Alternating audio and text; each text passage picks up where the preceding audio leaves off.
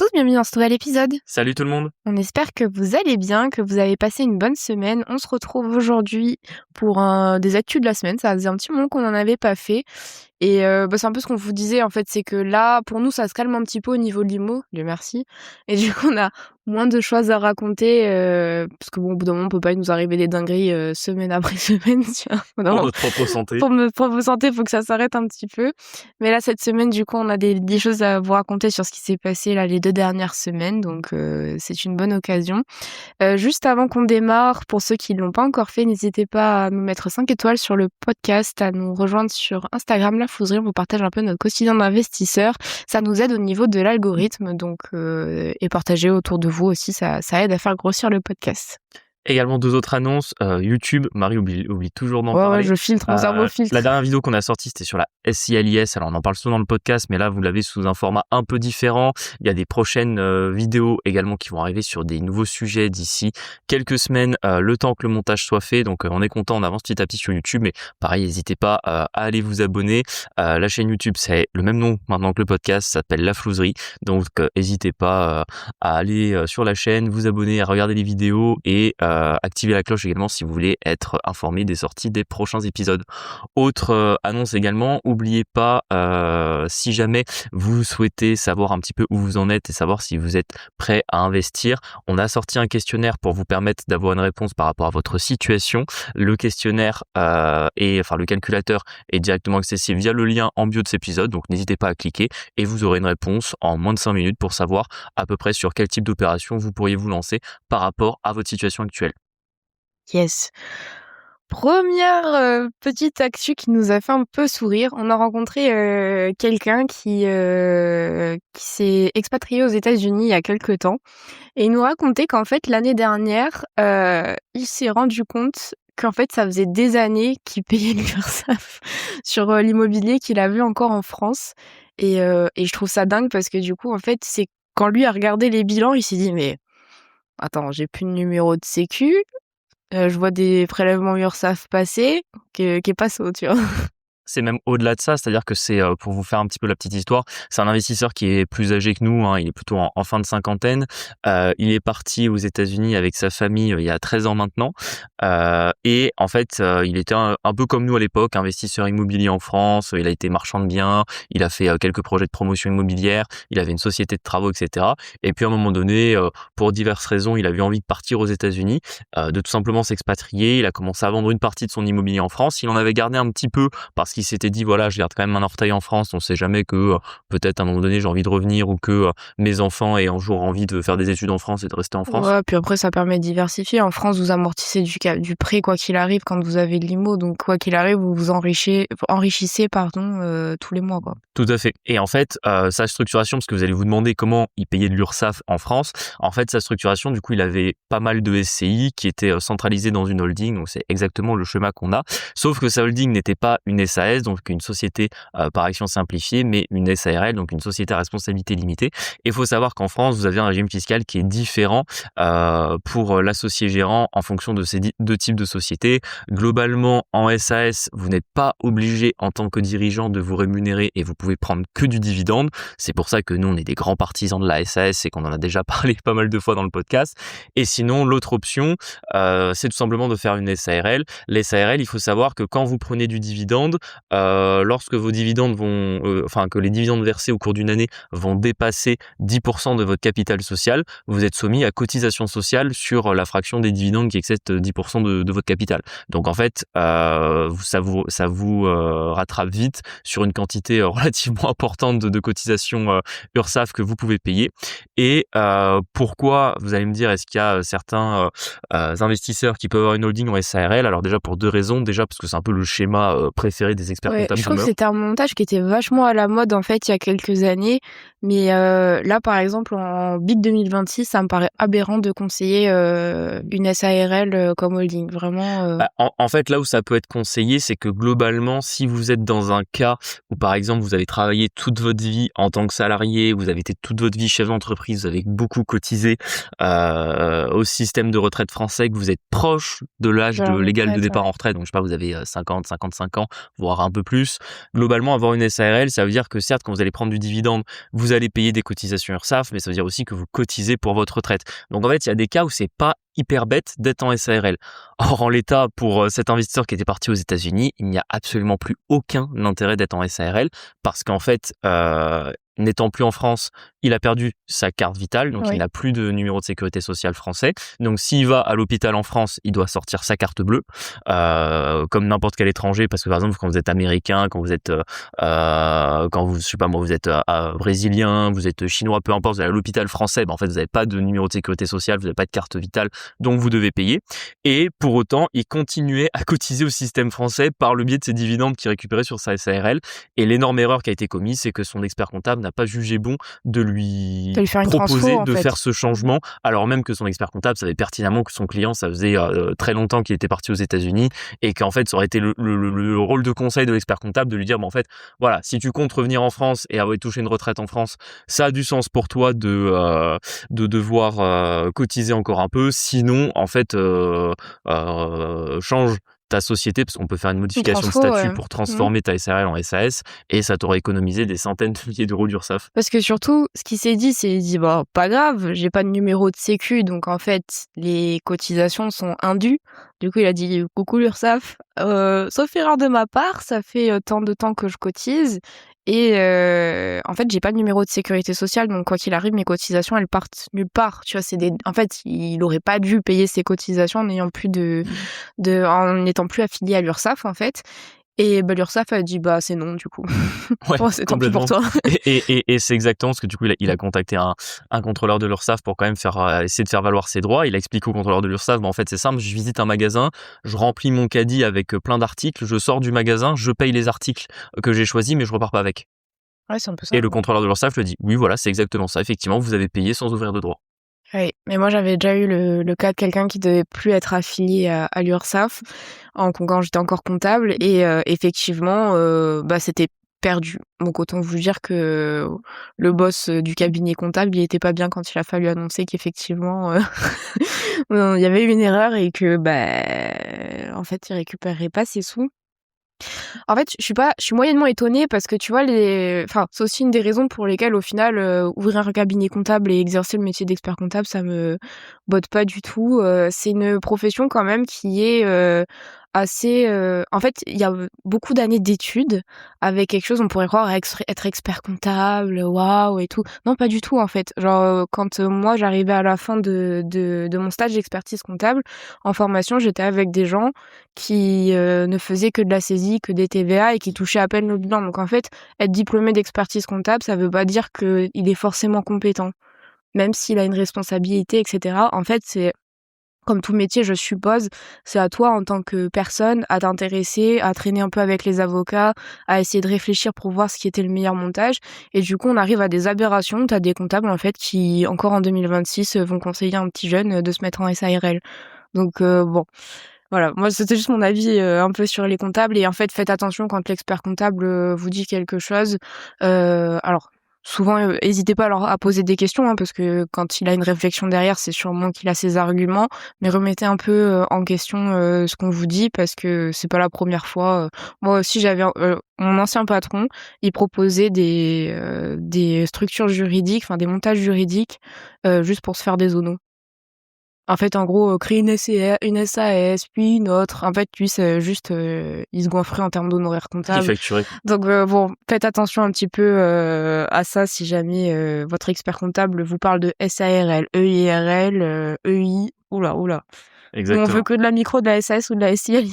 Et c'est vrai que pour revenir sur cet investisseur, comment est-ce qu'il s'en est rendu compte? En fait, tout simplement, il a consulté un avocat fiscaliste qui lui a dit, en fait, il y a un problème là. Il y a un problème sur ta holding, ça aurait dû être en SAS depuis longtemps.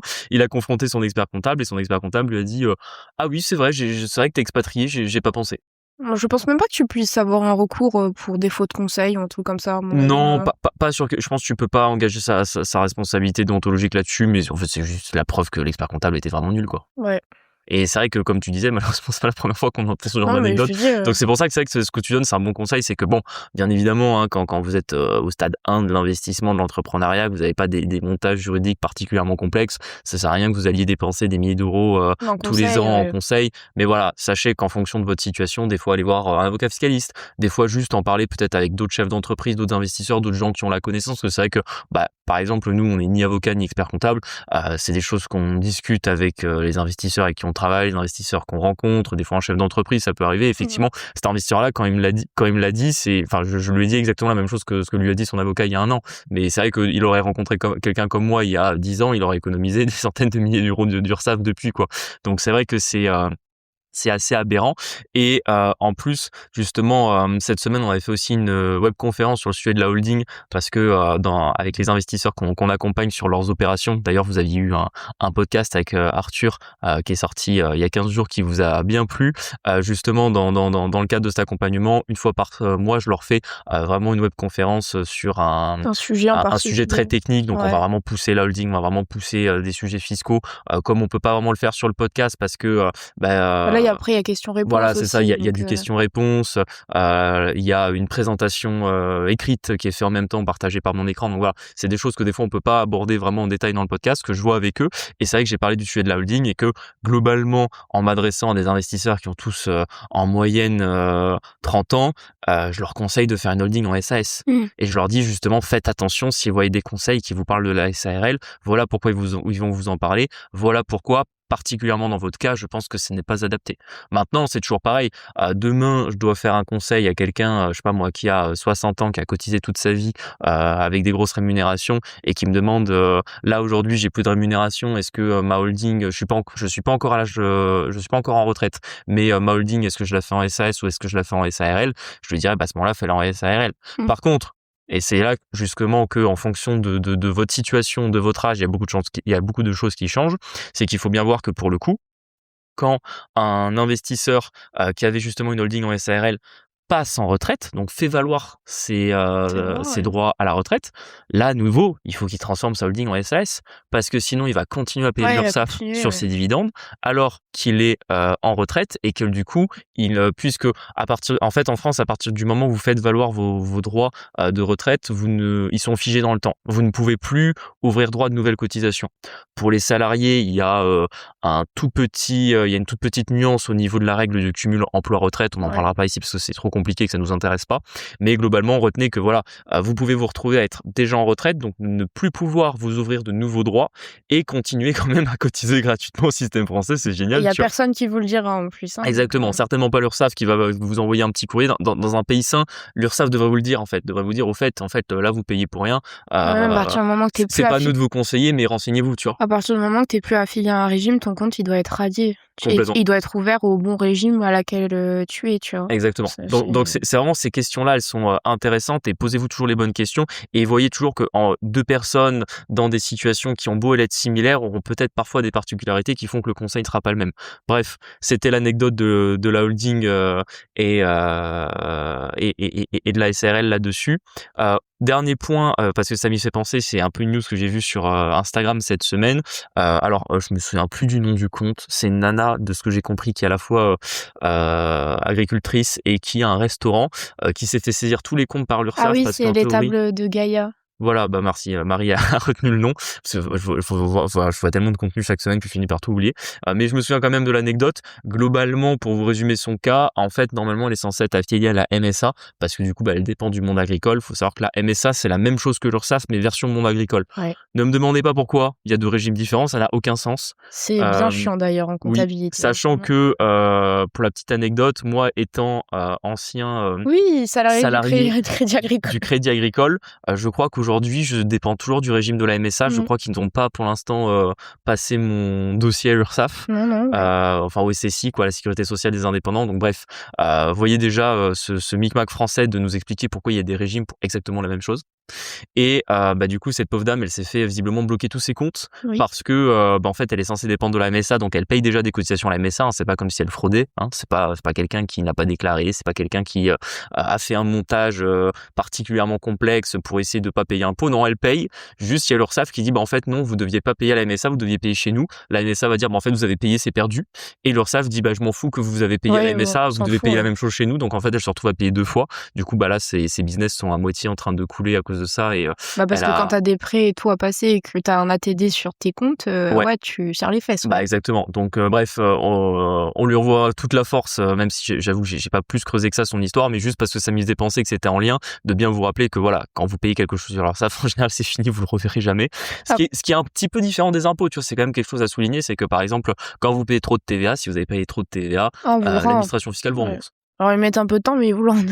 Voilà, alors que l'URSSAF, je crois qu'ils ne font jamais de dégrèvement de remboursement. Enfin, j'en ai très peu vu dans tous les contentieux. Après, j'ai pas non plus été avocat en droit de la sécurité sociale et j'ai pas fait énormément de contentieux avec l'URSSAF. Mais de ce qu'on en a vu, des anecdotes qu'ont eu les clients, chefs d'entreprise, investisseurs avec qui on a travaillé, il y en a très peu qui ont eu gain de cause devant l'URSSAF. En fait, c'est surtout aussi que le ratio cotisation, retour sur cotisation, dans le sens où les fois où vous êtes malade, quand vous tombez enceinte, etc., quand vous êtes dépendant de l'URSSAF, en fait, vous êtes très peu couvert. C'est pour ça qu'en fait, on est un peu anti cotisation. C'est dans le sens où, en fait, malheureusement, si, enfin, vous payez quand même, enfin, moi, de ce que j'ai vu, hein, les chefs d'entreprise payent à l'URSSAF énormément de cotisations. Et en fait, sur l'XP, en gros, c'est que, si il y avait pas la mutuelle qui paye encore en plus en supplément, qui est pour une partie n'est pas déductible, en fait, ils auraient rien eu du tout, tu vois. Donc quand t'as un accident de la vie ou juste, si t'es une femme et que tu tombes enceinte, en fait, il y a pas d'indemnisation, tu te débrouilles. Donc déjà de un, c'est obligatoire. De deux, en plus, t'as pas de retour sur les fois où t'en as besoin. Et c'est pour ça qu'on paraît un peu anti régime de retraite, anti cotisation, parce qu'en fait pour nous, vous n'aurez pas de retraite et le jour où il vous arrive un pépin, comptez pas sur l'URSSAF en fait. Oui, parce que ça, pareil, c'est un truc. Alors, ça faisait partie des sujets qu'on nous demandait d'aborder avec nos clients. J'aimais pas trop aborder ça parce que c'était pas du tout mon cœur de métier. Et on va dire, j'ai la connaissance dedans, mais j'aime pas spécialement en parler ni vendre des choses. Enfin, quand j'étais banquier, je détestais parler d'assurance complémentaire, complémentaire santé, garantie d'accident de la vie. Mais c'est vrai qu'en France, on a souvent l'impression, enfin, le système vous dit vous payez pour une protection. En réalité, on a des prestations en nature qui, on va dire, sont OK tiers. Et encore une fois, je pèse le OK tiers, ceux qui vous diront qu'on a le meilleur système de santé au monde. Franchement, je suis prêt à débattre du sujet. Ce qui est vrai, c'est que globalement, par exemple, vous, je sais pas moi, un truc tout bête, mais vous faites renverser par une voiture, le mec se casse, il vous laisse quasiment mort sur le bitume. Une ambulance vous ramasse, vous ramène à l'hôpital et vous avez besoin de 15 opérations pour être soigné. C'est vrai que là, pour le coup, c'est gratuit. Vous serez plutôt bien soigné. C'est pas comme aux États-Unis où si tu présentes pas ta carte, en fait, tu restes sur le bitume avec trois Ouais, alors jambons, bon, deux jambons. ça aussi, faut retirer le cliché, hein, les ambulanciers américains, ils te trouvent inconscient, il va pas te dire si t'as pas ta carte, on te prend pas, il te prend, tu vois, mais c'est évident qu'à la fin, on va te dire, bon, on vous a soigné, maintenant c'est temps à payer, tu vois, quelle est votre mutuelle santé. Ça, pour le coup, c'est vrai. Mais ce qui est vrai, c'est que du coup, en France, t'as plutôt une bonne couverture sur ce qu'on appelle les prestations nature, donc le fait d'être soigné. Et encore, je mets des guillemets là-dessus, c'est que la réalité, c'est qu'aujourd'hui, en France, il y a des pénuries sur les médicaments, il y a des traitements qui existent à l'international qui ne sont pas disponibles en France parce que, étant donné que l'assurance maladie contrôle tout ça et des fois refuse de rembourser certains médicaments, en fait, ces médicaments n'existent tout simplement pas sur le marché français. Bon, je sais pas, c'est pas spécialement notre sujet, mais ça fait partie des choses que j'ai déjà lues ou que j'ai déjà vues dans des interviews de chercheurs, de médecins, de gens qui parlent de ces sujets-là. Également, ça arrive des fois aussi que vous aviez des gens qui peuvent avoir des maladies graves qui ne soient pas remboursées par la Sécu. On a vu des fois, c'est passé à la télé, des fois même passé dans des émissions un peu tout public, mais de gens où leur traitement contre le cancer a été déremboursé et qui se retrouvent à devoir payer eux-mêmes et qu'en fait ils n'avaient pas pris de mutuelle parce que dans leur tête c'était c'est remboursé c'est censé être remboursé par la Sachant Sécu. que le système de soins français, normalement, il est conçu pour ça. Il y a toujours une idée de système commun, c'est-à-dire qu'on met tous au pot et ceux qui ont besoin sont indemnisés de manière gratuite. C'est ça. Et du coup, imagine, toi, t'es chef d'entreprise, tu lâches 100 000 € d'URSSAF par an, tu te dis ok, bah au moins mon papy qui a le cancer il est soigné, et puis un jour ton papy t'appelle, te dit au fait l'assurance maladie vient de me donner un courrier, je suis plus remboursé pour mon traitement contre le cancer, tu vois. Et t'es là en mode bah en fait c'est bizarre, je paye toujours 100 000 € d'URSSAF par an, pourquoi mon papy est plus remboursé, tu vois.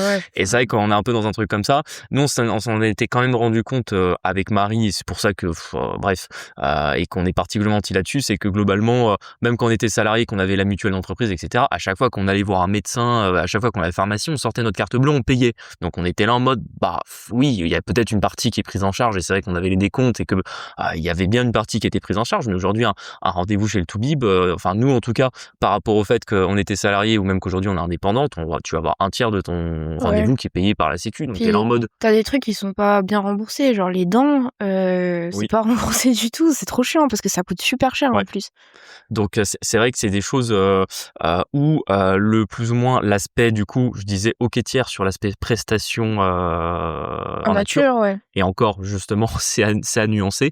Par contre sur l'aspect prestation de paiement, on a un système de santé qui est extrêmement avare sur ce sujet-là, et c'est souvent là que malheureusement les Français n'ont pas la connaissance dessus. C'est que imaginez que vous avez une maladie grave qui vous rend handicapé et que vous ne puissiez plus travailler. Si pour le coup vous n'avez pas souscrit une garantie accident de la vie, si vous n'avez pas cotisé vous-même à un organisme privé, l'assurance maladie va vraiment vous filer des cacahuètes. Ça c'est vrai. Et ça c'est un truc qu'on oublie, c'est-à-dire que beaucoup vont fustiger certains autres systèmes, et l'exemple le plus classique c'est le système américain. Oui mais tu te rends compte, aux États-Unis tu vas payer 1000 $ par mois pour avoir une bonne garantie santé, etc. Déjà 1000 $ par mois, franchement faites le calcul de ce que vous payez tous les mois, que ce soit mais regardez votre bulletin de salaire en fait. Voilà, ce que vous payez sur votre bulletin de salaire, ou si vous êtes indépendant, ce que vous lâchez tous les mois à l'URSSAF. Et en plus, dans les 1000 $ que vous allez filer à une mutuelle aux États-Unis, vous avez vraiment la partie, on va dire, prestation en paiement, qui est beaucoup plus importante, qui fait que par exemple, en fonction des cas, vous allez être indemnisé beaucoup plus longtemps, voire des fois, votre salaire va être quasiment en totalité compensé si jamais vous avez une maladie grave, quelque chose qui vous empêche de travailler, ce qui sont des choses qui ne sont pas prévues en France, et que si tu veux les prévoir, tu dois encore payer. Donc c'est-à-dire que tu payes une fois via tes cotisations via l'URSSAF, et tu dois payer une deuxième fois une assurance privée. Donc voilà, c'est pour vous dire un peu pourquoi avec Marie on est anti URSSAF et en plus, anti système français sur ce terrain-là. Parce qu'en fait je pense que ça marchait bien à un moment donné, et ça fait un petit moment que ça marche plus, et du coup dans l'opinion publique j'ai l'impression que tout le monde pense que oui c'est génial, quoi qu'il arrive tout est gratuit, etc. Enfin pas tant que ça. C'est que moi c'était l'avant-dernier job que j'avais. Juste avant que je parte, j'avais un client qui était en SARL, il était dans le bâtiment, il faisait des façades, et en fait du jour au lendemain cancer phase terminale. Et en fait le problème c'est que les impôts avaient c'était en plus sur la fin des bilans, donc il fallait demander le crédit de remboursement, enfin il avait un crédit TVA qu'il fallait rembourser. Et c'était un monsieur qui était il avait très peu de chances il était en soins palliatifs quoi. Et en fait l'hôpital le coursait pour une facture parce qu'il était pas couvert pour son cancer, alors qu'en fait ça faisait des années qu'il avait sa SARL, etc. Et du coup je l'ai pas pris pour moi, mais effectivement il me mettait la pression pour avoir son crédit de remboursement de TVA. Le problème c'est que je travaillais pas aux impôts, donc je pouvais pas faire plus que ça, parce qu'en fait l'hôpital était là en mode maintenant faut quand même régler ce que vous devez. Du coup il voulait prendre sur sa SARL pour payer l'hôpital. Bon, je pense que quand vous êtes en fin de vie, vous en avez rien à foutre de prendre l'argent de la société pour payer ça. Mais c'est vrai que sur le coup, ça m'a fait un peu mal au cœur pour lui, parce qu'il était déjà très malade, il savait qu'il allait mourir, et de deux, il était dans un stress de payer l'hôpital pour être encore hospitalisé. Alors même qu'il était bien en France, monsieur, tu vois, donc... Ah oui, bien sûr. Donc tu vois comme quoi c'est quand on regarde en fait quand on regarde en fait dans la réalité des faits, c'est souvent beaucoup plus noir et beaucoup plus complexe que ce qu'on va te dire, qu'en fait on a quand même le meilleur système de santé au monde. Pour moi, c'est devenu faux. Autre exemple que nous on a en plus très direct et très récent, on a malheureusement un des artisans avec qui on avait l'habitude de travailler qui a eu un pépin de santé, et malheureusement il a pas pu travailler pendant quelques mois, le temps qu'il aille un peu mieux. La réalité, c'est que étant en auto-entreprise sur son activité d'artisan, il avait pas pris de mutuelle privée. Voilà, il a pas pris de garantie prévoyance privée, aucun paiement. Oui. Il n'a rien reçu, pas un euro. J'espère qu'il Parce avait des qu'en sous de plus, côté, ouais. pour qu'en plus vous ayez quelque chose de la part de l'assurance maladie, il faut vraiment que vous soyez malheureusement quasiment un légume sur un lit d'hôpital, quoi. Donc, si c'est un truc où entre guillemets le médecin vous dit, bah, en soi vous pouvez vivre une vie à peu près normale, mais juste là les chantiers, il faut se calmer pour l'instant parce que, bah, sinon physiquement, mentalement vous allez pas tenir et ça va aggraver le truc, en fonction du problème de santé que vous avez. Franchement, ça peut, enfin vous pouvez vous retrouver sans rien. Donc voilà, ça fait partie de quand même toutes ces choses. J'avais ajouté un mini sujet pour aujourd'hui et on comptait en parler à la fin, mais je vais en parler maintenant parce que du coup c'est directement en lien. Mais il prépare en plus à nouveau un projet de loi qui normalement devrait être voté à la rentrée, qui devrait encore compliquer les Les durées arrêts maladie, d'indemnisation ouais. des arrêts de travail. Ouais, parce que du coup, maintenant, les médecins sont ça fait un moment déjà.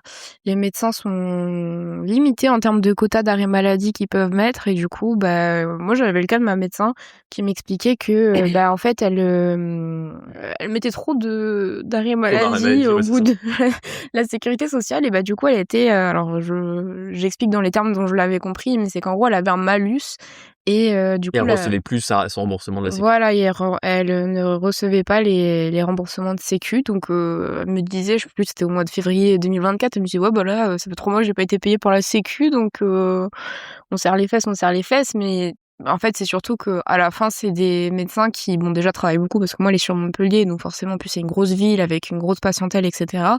Bon, elle me disait: «À la fin, je vais me déconventionner», mais d'un autre côté, d'un point de vue éthique, ça du coup, c'est tous les gens qui peuvent pas payer la presta de médecin, ils iront pas se faire soigner. Enfin, du coup, c'est sans fin, quoi, donc ouais. Ouais, complètement. En plus, en plus que c'est toujours pareil parce que en soi, quand on présente les choses, il y a des gens qui, entre guillemets, «abusent», des arrêts maladie et du coup, bah, ce projet de loi, c'est fait pour lutter contre les gens qui abusent.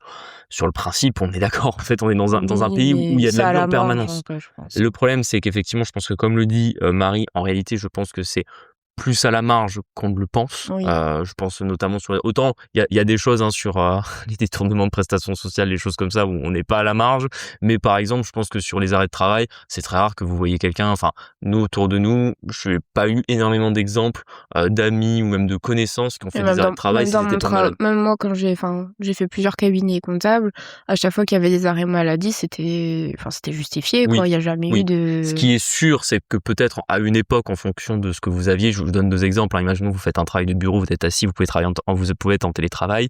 Il y a une époque où, je sais pas moi, tu te faisais les croisés au ski, donc du coup, tu avais 2 mois et demi sans marcher. En théorie, bah, tu pouvais dire à ton patron: «Écoute, je vais quand même essayer de venir, je vais diminuer mon arrêt maladie, de toute façon, je peux rester assis toute la journée», tu vois? mmh.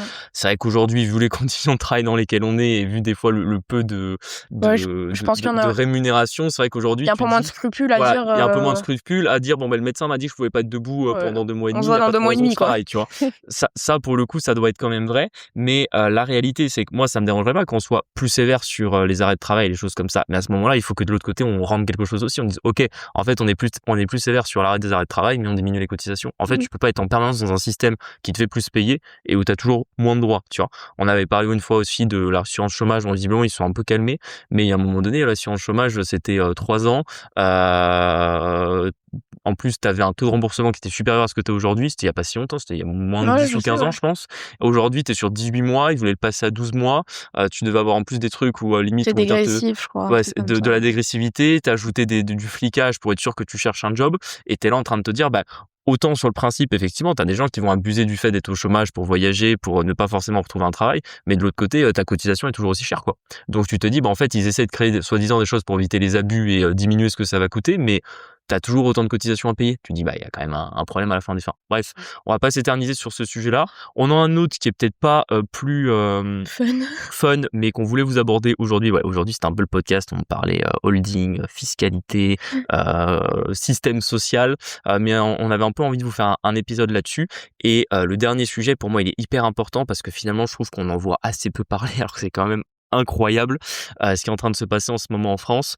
Globalement, vous devez le voir vite fait, alors c'est des titres de journaux ou d'actu où vous avez pas spécialement toujours tout le contexte, mais quand vous creusez un peu, en ce moment, vous avez énormément de familles donc faut vraiment voir monsieur, madame, tout le monde, inconnu au bataillon, qui n'est pas influenceur, qui n'a jamais dit à qui que ce soit, hormis leurs amis proches et leur famille, qu'ils avaient gagné de l'oseille dans les cryptos, qui se font kidnapper, torturer pour se faire extorquer leurs cryptos. Et moi au début, début, je dois avouer que quand ça a commencé à sortir, je me suis dit: «Bah, putain, chelou, D'où ça vient, quoi. bah, non, mais j'ai eu le truc. Alors, même si c'est toujours pareil, faut remettre dans son contexte. C'est pas parce que t'es influenceur crypto qu'il y a un monde où tu mérites de te faire kidnapper. Mais je me suis dit: «Putain, bah, en fait, il y a peut-être des influenceurs qui ont trop parlé, des gens ont fini par avoir des mauvaises idées, les ont retrouvés, les ont kidnappés». Et en fait, plus je lisais des histoires comme ça, je crois qu'il y a eu un décompte, je crois qu'il y a quasiment, depuis le 1er janvier 2026, il y a quasiment eu 50 affaires de kidnapping en lien avec de l'extorsion crypto En France? En France. Donc c'est quand même énorme. Et je me suis dit, putain, bah en fait, à chaque fois, c'est des gens genre inconnus. Et on a fini par savoir comment ces pauvres personnes se sont fait repérer par des réseaux criminels. C'est tout simplement des fonctionnaires de Bercy qui ont vendu des fichiers. Oui, bah, du coup, d'impôts, Voilà, c'est ça, etc., des des gens fichiers qui sur des déclarent, gens qui avaient, du coup, vous avez des gens qui ont gagné de l'argent via les cryptos, qui ont du coup été honnêtes, les ont déclarés à l'État français, ont payé leurs impôts, des fonctionnaires ont décidé de vendre ces données-là à des groupes mafieux et des groupes criminels qui du coup, eux, vont après chercher les gens. kidnapper, Bah, en plus, c'est extorquer les facile, gens. si t'as l'adresse, t'as le nom, tu peux faire plein de trucs en plus après, hein. Exactement, exactement. Et je me dis que c'est quand même une dinguerie. Après, bon, vous allez me dire, oui, mais bon, il suffit d'une personne mal intentionnée, un fonctionnaire qui fait ça. Ok, là-dessus, vous êtes d'accord. En vrai, je sais pas si vous vous en rendez compte, mais je pense qu'il n'y a pas une semaine qui passe sans que je reçoive un mail d'un service public où nos données ont été Bah, là, j'ai reçu détournées par France Titres. C'était genre il y a 3 jours. Francis pour les cartes grises, je crois, non? Non, France Titres, c'est pour les passeports. Ok, En plus, ok. moi, je suis en train de refaire le passeport. Et ouais, en gros, ils sont là, bah, vraiment désolés. Le 15 avril dernier, il y a eu un petit couac dans la sécurité des données. Vos données ont sûrement été piratées. Répondez pas s'il y a des appels malveillants ou des SMS.